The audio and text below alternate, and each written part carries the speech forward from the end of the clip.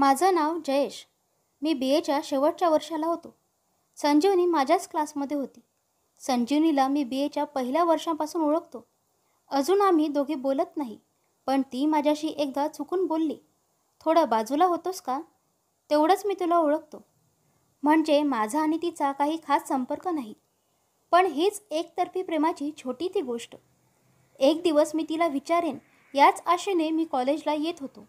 असं वाटत होतं कधी हे कॉलेज संपतंय, चांगली नोकरी लागते आणि मी संजीवनीच्या आईबाबांना भेटेन आणि त्यांना लग्नाविषयी बोलणी करेल. खरंच मी किती स्वप्नात जगतोय. कधी कधी स्वप्न तुटेल अशी भीती पण वाटते.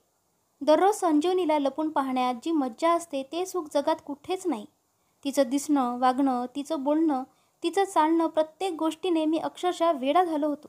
तिला मिळवण्याआधीच तिला गमावण्याची जास्त भीती वाटत होती. ती या जगात वेगळीच होती, साधी होती. इतर मुलींसारखं ती मुलांशी बोलायची नाही. ती आणि तिचा अभ्यासाच्या बाबतीत खूप गंभीर असायची. तिला अभ्यास खूप आवडायचा.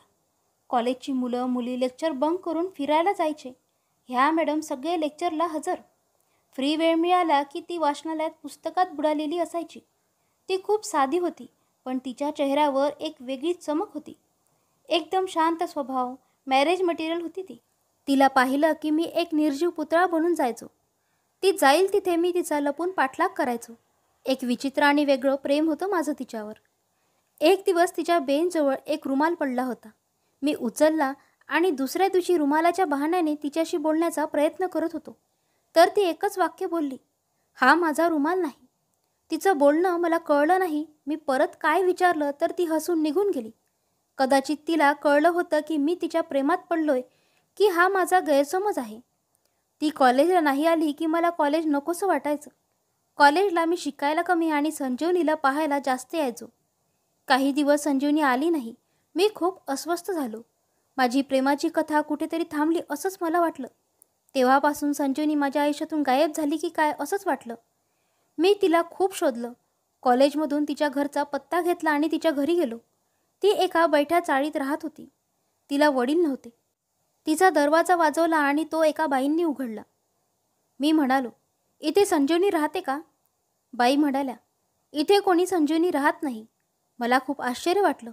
कॉलेजला आपण खोटा पत्ता कसा दिला असेल? मी खूप माहिती काढल्यावर मला कळलं की तिची बहीण आमच्याच कॉलेजला FYBAला आहे. मी तिला भेटलो. मी म्हणालो, "तू संजीवनीची छोटी बहीण कविता आहेस का?" कविता म्हणाली, "नाही, माझी कोणी बहीण नाही." असं काय होतंय मला काही कळत नाही. खूप वेळ गेला. मी अक्षरशः मरूनच गेलो होतो. संजीवनी कुठेच सापडली नाही. माझे सगळे प्रयत्न संपले. कॉलेज संपलं. नंतर मी MA केलं. पण संजीवनीला विसरू शकलो नाही. नंतर मी एका कॉलेजला शिक्षक म्हणून नोकरीला लागलो. आता नोकरीला लागून 2 वर्षे झाले होते. घरात माझ्या लग्नाच्या मागे लागले. दररोज मला मुलगी बघण्यासाठी घरातून भावनिकरित्या समजूत काढण्यात येऊ लागली. पहिली मुलगी मी पाहायला गेलो. खरंच माझी लग्न करायची इच्छाच नव्हती. सगळेच खुश होते, पण माझी इच्छा नव्हती. तरी मी मुलगी बघायला गेलो. मला आणि मुलीला बोलण्यासाठी टेरेसवर पाठवलं. मला काय बोलावं तेच समजत नव्हतं. ती काय बोलत होती त्याच्याकडे माझं लक्ष नव्हतं. तिचं एकच वाक्य मी ऐकलं, "माझं दुसऱ्या मुलावर प्रेम आहे. तुम्ही मला रिजेक्ट करा." तिचं बोलणं चालू असतानाच माझी नजर रस्त्यावर गेली आणि मी संजीवनीला पाहिलं. मी बारकाईने पाहिलं तर ती संजीवनी होतीच. मी घाईघाईत बाहेर पडलो. सर्वांची माफी मागितली आणि सर्वांना अर्जंट काम आलं म्हणून निघालो. असं म्हणून मी धावत बाहेर आलो. संजीवनी रस्त्यावर नव्हती. मी पळत पळत सगळीकडे शोधलं, पण ती रस्त्यावरून गायब झाली होती. खरंच ती होती का? का तो माझा आभास होता हेच कळत नव्हतं. घरातल्यांचे फोनवर फोन येत होते. मी आईचा फोन उचलला. "आई, कुठे आहेस तू?" मी म्हणालो, "अगं, आमच्या कॉलेजमधले सर वारले. मला तिथं जावं लागेल." आई म्हणाली, "बरं बरं, घरी आल्यावर बोलू." थापा मारण्यात मला ऑस्कर मिळाला पाहिजे. मी फोन ठेवला आणि माझी नजर एका बैठ्या घराकडे गेली. तिथून एक लहान मुलगी पळत आली आणि तिच्या मागे संजीवनी आली. किती वर्षानंतर तिला पाहिलं होतं. तिच्या चेहऱ्यावरचं ते तेज कुठेतरी हरवलं होतं. एखाद्या आजारी व्यक्तीसारखी ती दिसत होती. मी शांत झालो. काहीच सुचत नव्हतं. मी संजीवनीला हाक मारली, "संजीवनी." तिने माझ्याकडे पाहिलं आणि नंतर नजर वळवून ती त्या मुलीला घरात घेऊन दरवाजा लावला. मी तो दरवाजा ठोकला. तिने तो उघडला. मी म्हणालो, अगं संजीवनी, मी जयेश. ओळखलं नाहीस का? संजीवनी म्हणाली, नाही, मी नाही ओळखलं आणि मी संजीवनी नाही. मी म्हणालो, काय? तू असं का बोलतेस? मी तुला चांगलं ओळखतो. तुझा चेहरा मी विसरू शकत नाही. 4 वर्षांपूर्वी तू कॉलेजमधून गायब झाली होतीस, ते आता भेटते. संजीवनी म्हणाली, अहो, माझं नाव आशा आहे. मी म्हणालो, शक्यच नाही. संजीवनी, तू अशी का वागतेस? संजीवनी म्हणाली, जयेश, तू जा इथून. मी म्हणालो, तू मला का टाळतेस? संजीवनी म्हणाली, मी आशा आहे. मी, बरं, तुझं शिक्षण किती झालं आहे? संजीवनी म्हणाली, 10वी नापास. मी म्हणालो, वा, खोटं बोलणं तुला जमलं नाही. 10वी पास झालेल्या मुलीला ती आमच्या कॉलेजतर्फे मिळालेली ट्रॉफी कुठून आली? ही ट्रॉफी तुला कॉलेजच्या चित्रकलेच्या स्पर्धेत मिळाली होती. तू फसलीस आता. संजीवनी म्हणाली, हो, मीच संजीवनी. मी विचारलं, तू कॉलेज का सोडलंस? ही मुलगी कोणाची? तू कुठे गायब झालीस? तुझ्या घरातले तुझी ओळख का लपवत आहेत? संजीवनी म्हणाली, ही माझी मुलगी आहे. मी म्हणालो, काय? तू लग्न कधी केलंस? संजीवनी मोठ्यांनी रडायला लागली. मी म्हणालो, काय झालं, नीट सांगशील का? संजीवनी म्हणाली, माझं लग्न नाही झालं. मी म्हणालो, मग ही मुलगी कुणाची? संजीवनी म्हणाली, हिला जन्म मीच दिलाय, पण मी हिची खरी आई नाही. मी म्हणालो, तू वेडी झालीस का? संजीवनी, मी तुला सगळं नीट सांगते, तू फक्त शांत हो. मी म्हणालो, मला तुझ्याकडून ही अपेक्षा नव्हती. का केलंस असं? माझं तुझ्यावर खूप प्रेम होतं. मी तुला लग्नासाठी मागणी घालणार होतो. 4 वर्ष मी तुझ्या आठवणीत वेडा झालो होतो. संजीवनी म्हणाली, मला माहीत होतं तुझं माझ्यावर प्रेम आहे आणि माझं पण तुझ्यावर प्रेम होतं. पण आता सगळं संपलं. आयुष्य कुठेतरी हरवलं. मला माफ कर. मी म्हणालो, का असं केलंस? संजीवनी म्हणाली, कॉलेज चालू असताना एक दिवस आईला अचानक हॉस्पिटलमध्ये ॲडमिट करावं लागलं. डॉक्टरांनी सांगितलं तिला हृदयविकार आहे. तिचं ऑपरेशन करावं लागेल. ऑपरेशनसाठी 5-6 लाख रुपये खर्च येईल. आमची परिस्थिती खूप खराब होती. राहायच्या घराचं भाडं देणं अवघड होतं. हा ऑपरेशनचा खर्च कुठून देणार? पण ऑपरेशन करणं गरजेचं होतं. आई जिथं जिथं धुणीभांडी करायची तिथे मी आणि माझी छोटी बहीण धुणीभांडी करायला लागलो. पण पैशाचा प्रश्न कसा सोडवावा हेच कळलं नव्हतं. आणि एक दिवस डॉक्टरांचा फोन आला. डॉक्टर, संजीवनी का? मी, हो, मी संजीवनीच बोलते. डॉक्टर, अगं, पैशांची सोय झाली का? मी म्हणाले, नाही डॉक्टर, मी प्रयत्न करते. डॉक्टर, अगं, तुझा पैशांचा प्रॉब्लेम मी सोडवतो. तू मला उद्या भेटायला ये. मी, चालेल बोलले. दुसऱ्या दिवशी डॉक्टरांना भेटायला मी त्यांच्या घरी गेले. मी, नमस्कार डॉक्टर. डॉक्टर म्हणाले, ये बस. मी, तुम्ही माझी मदत करणार आहात का? मी तुमची खूप आभारी आहे. मी नोकरीला लागली की पहिले तुमचे पैसे व्याजासकट देईन. डॉक्टर, नाही, तू शांत ऐकून घे. मी म्हणाले, बरं बोला. डॉक्टर, हे बघ, हे जग स्वार्थी आहे. या जगात कोणी कुणाचं अशीच मदत करत नाही. त्याच्यामागे त्यांचा स्वार्थ असतोच. मी समजले नाही. डॉक्टर, मी तुला नीट सांगतो. एक विवाहित कुटुंब आहे. त्यांचं लग्न होऊन 5 वर्ष झाली, पण अजून त्यांना मूलबाळ नाही. त्यांना स्वतःचं मूलबाळ हवं, तर ते मूल तू त्यांना द्यायचं. मी, डॉक्टर, तुम्ही काय बोलताय? माझं लग्न नाही झालं त्याचा अर्थ इतका वाईट घेतला? माझ्या भविष्याची वाट लागेल. शी, मी असं काही करणार नाही. मी निघते. डॉक्टर म्हणाले, अगं ऐक.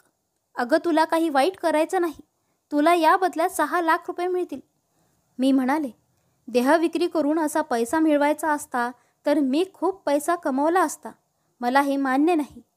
डॉक्टर, अगं, तुला देहविक्री करायला नाही सांगत. मी, मग बिना शरीर संबंध ठेवता मूल कसं होणार?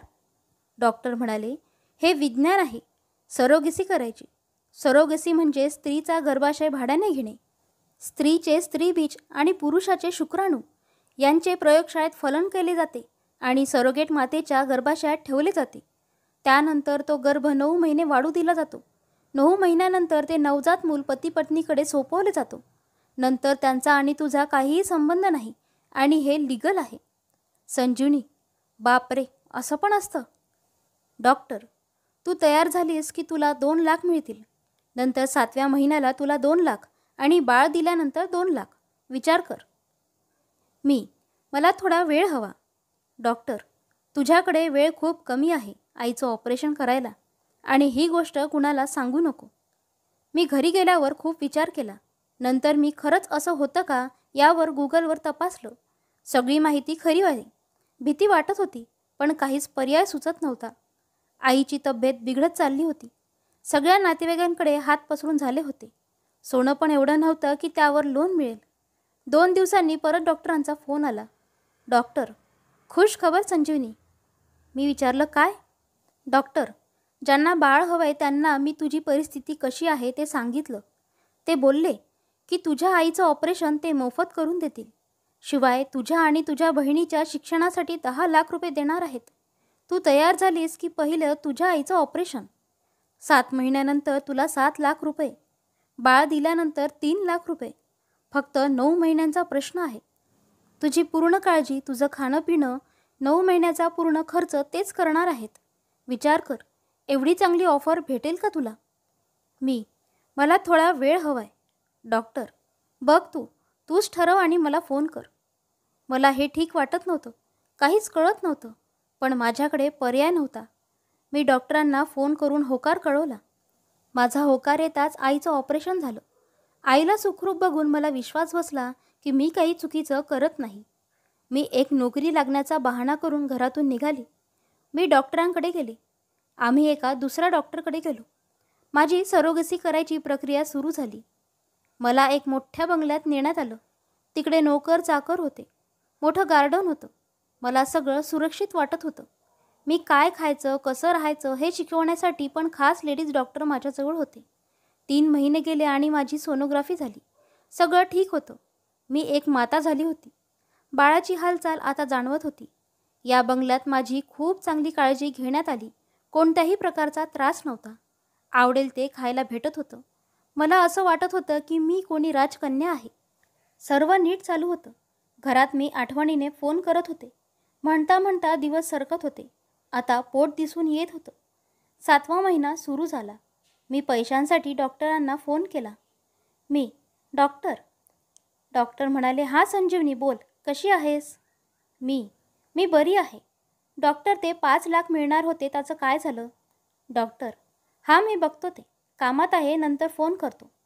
मला थोडं टेन्शन आलं. मी 2 दिवसांनी परत डॉक्टरांना फोन केला. त्यांनी उचललं नाही.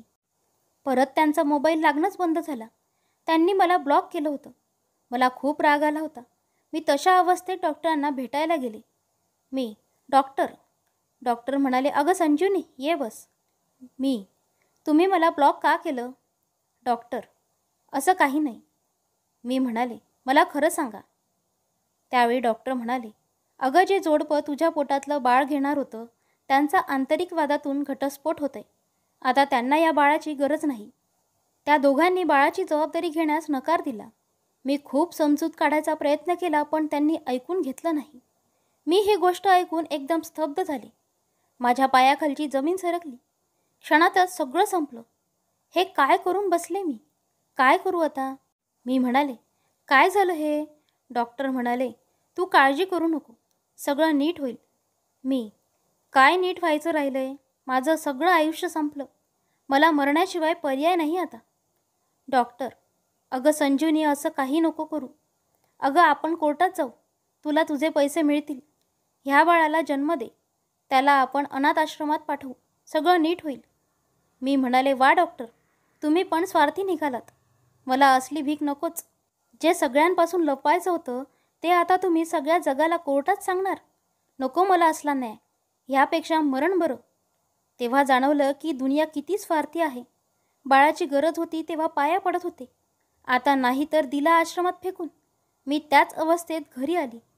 मला अशा अवस्थेत बघून आईने डोक्यावर हात मारून घेतला. मला घराबाहेर काढलं. मी सगळं घडलं ते तिला सांगितलं, पण तिला पटलं नाही. ती एकच गोष्ट म्हणाली, मी मेले असते तर काय झालं असतं? तुला हे उद्योग कुणी करायला सांगितले होते? तू आजपासून आमच्यासाठी मेलीस. तुला या घरात जागा नाही. तेव्हा घर सोडलं. नंतरचं आयुष्य खूप बदललं. लोकांच्या बघण्याच्या नजरा बदलल्या. कुठेही जगणं कठीण झालं होतं. पण आता बाळाशिवाय माझं कोणी नव्हतं.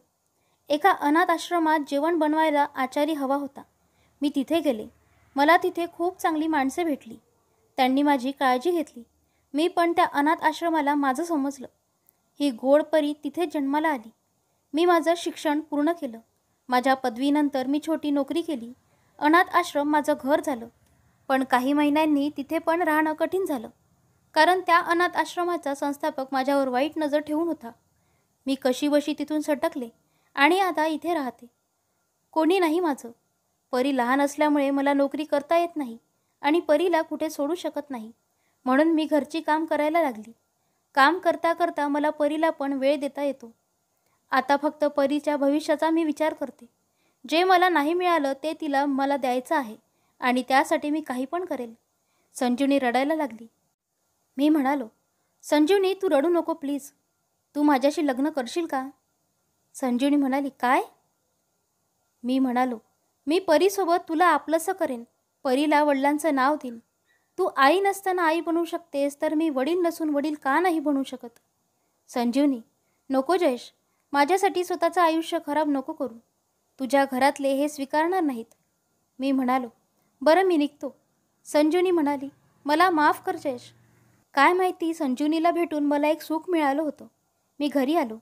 घरी माझे सगळे वाट बघत होते. मी घरी येताच आई म्हणाली, ये, हे घे पाणी. कशामुळे सर वारले रे? मी म्हणालो, आई मी खोटं बोललो.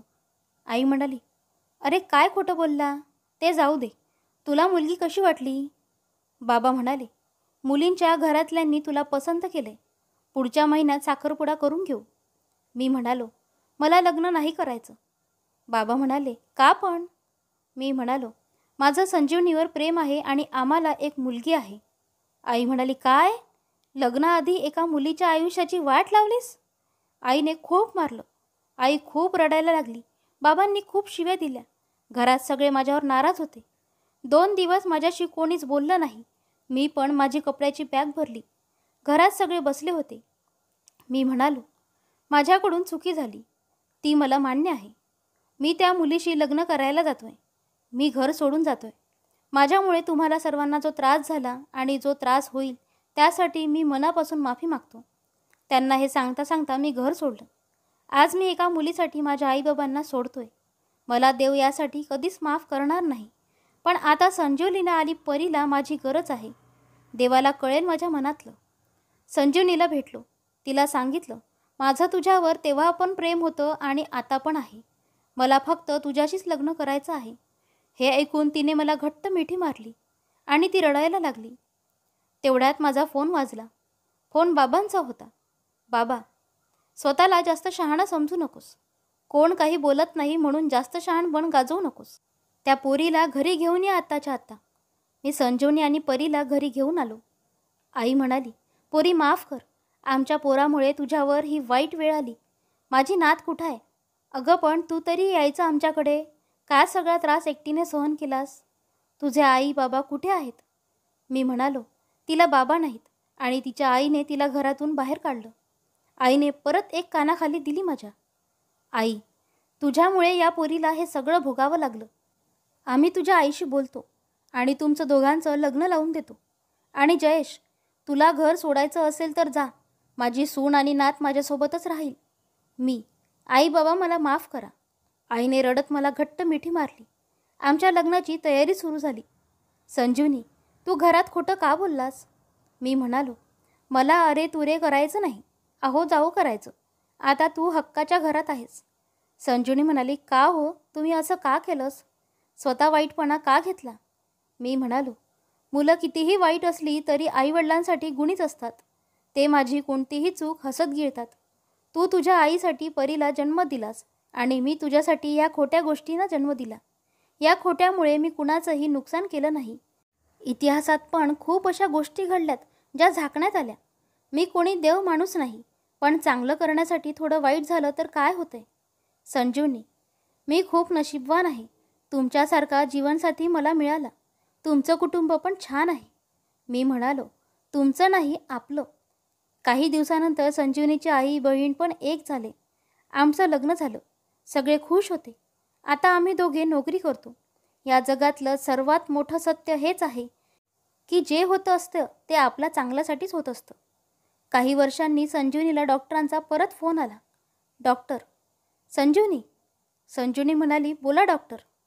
डॉक्टर म्हणाला, खुश खबर. अगं त्या दोघांचं परत जुळले आणि त्यांना हे बाळ हवंय. त्या बदल्यात ते लगेच 1 कोटी द्यायला तयार आहेत. संजीवनीने डॉक्टरांचा फोन कट केला आणि डॉक्टरांना ब्लॉक केलं. मैत्रिणींनो, आजची ही भावनिक कथा तुम्हाला आवडली असल्यास कृपया लाईक करा, शेअर करा आणि चॅनलवर नवीन असाल तर अशाच कथा नेहमी ऐकण्यासाठी चॅनलला नक्की सबस्क्राईब करा. धन्यवाद.